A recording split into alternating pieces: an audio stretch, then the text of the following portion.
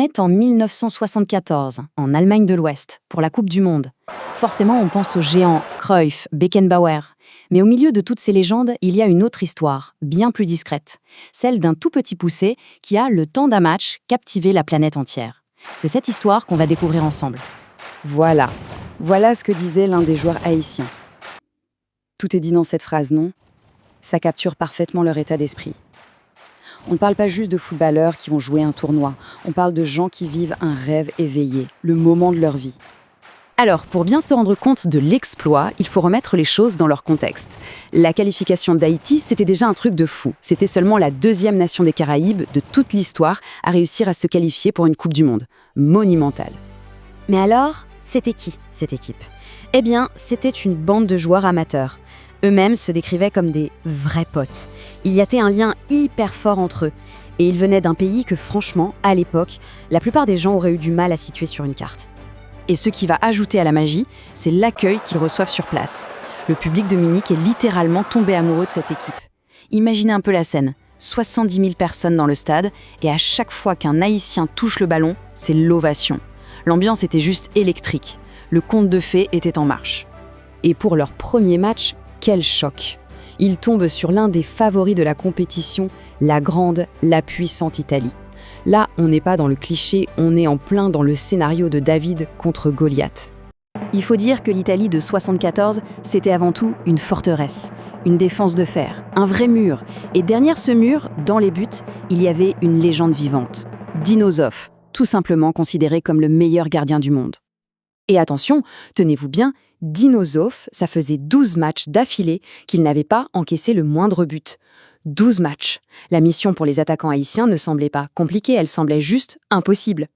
Et pourtant, c'est là que l'impensable va se produire. Le moment qui va faire basculer ce match et leur histoire à eux dans la légende du foot. Alors, comment ça s'est passé? Action!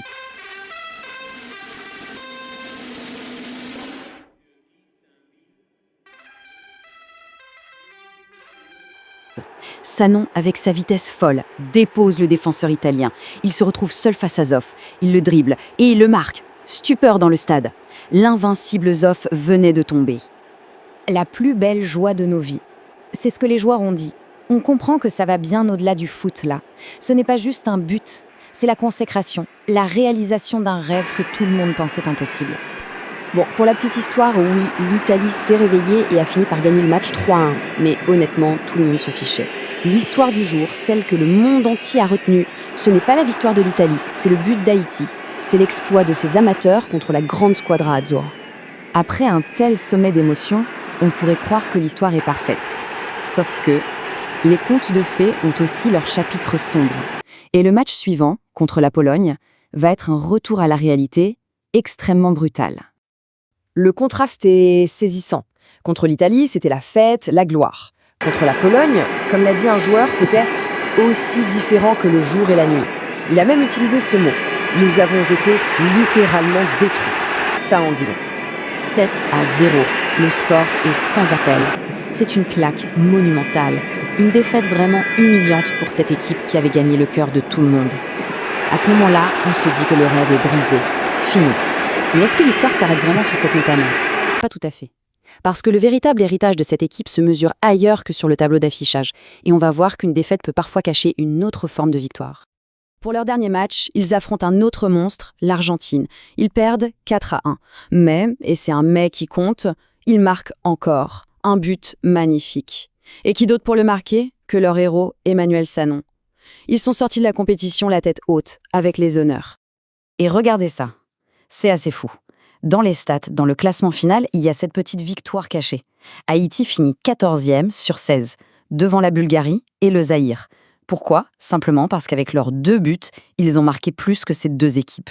Pour eux, ne pas finir dernier, c'était une immense fierté.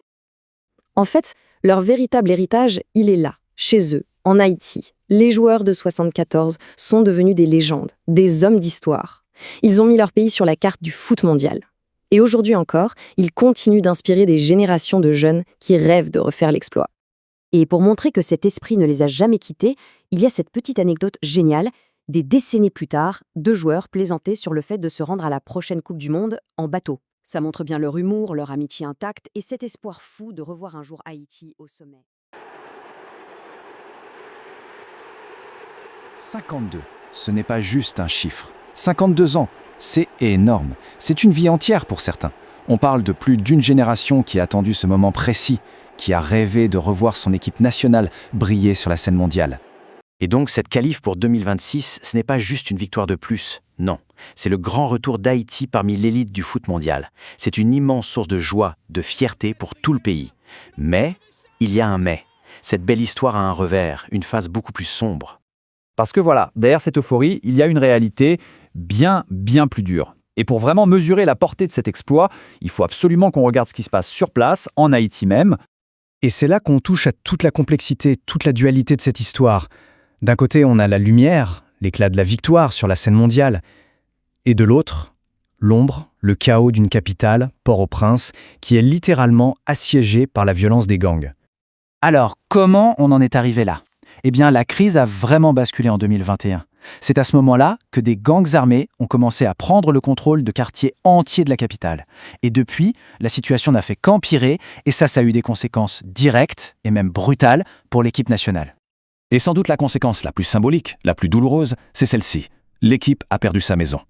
Le stade Silvio Cator, c'est le cœur du foot haïtien. Eh bien aujourd'hui, il est inaccessible. Il se trouve en pleine dans une zone contrôlée par les gangs. C'est simple, l'équipe a été chassée de chez elle. Carrément. Face à ça, les défis sont devenus gigantesques. Il faut essayer d'imaginer un instant. Se battre pour une qualification en Coupe du Monde sans jamais pouvoir jouer à la maison devant son propre public. 800 km, c'est la distance qui séparait l'équipe de son propre pays. Leurs matchs à domicile, ils ont dû les jouer à Curaçao. C'est dingue.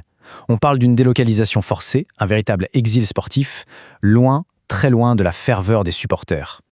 Et même en étant en exil, la route était loin d'être simple. Il a fallu affronter des équipes très solides, le Honduras, le Costa Rica et puis le Nicaragua. Tout ça pour espérer décrocher le précieux sésame. Et c'est là, dans ce dernier match, que tout s'est joué. La victoire décisive 2-0 contre le Nicaragua. C'est ce résultat qui a validé la qualification historique. Un vrai triomphe obtenu contre vents et marées. Alors, au final, qu'est-ce que ça veut dire cette victoire ? Parce que dans un contexte aussi lourd, aussi dramatique, on se doute bien que cet exploit va bien au-delà du simple terrain de foot. Cette phrase le dit très bien, un symbole de résilience. C'est exactement ça. La victoire de l'équipe est devenue un symbole incroyablement puissant de la ténacité du peuple haïtien. C'est presque un acte de défi, une preuve de résilience face à une situation qui paraît sans issue. Donc pour résumer, le parcours est juste extraordinaire. On parle d'une attente de 52 ans, de la perte de son propre stade, d'une crise qui paralyse tout le pays, et malgré tout ça, cette équipe a réussi à devenir une lueur d'espoir, un immense motif de fierté pour toute la nation. Et toute cette histoire nous laisse avec une question assez forte finalement. Quand tout semble s'effondrer, est-ce qu'une victoire sportive peut, à elle seule, reconstruire le moral d'une nation ? C'est sans doute ça, tout le pouvoir du sport, cette capacité à inspirer, à unifier, même dans les moments les plus sombres. Et c'est ça, l'héritage de cette incroyable épopée haïtienne.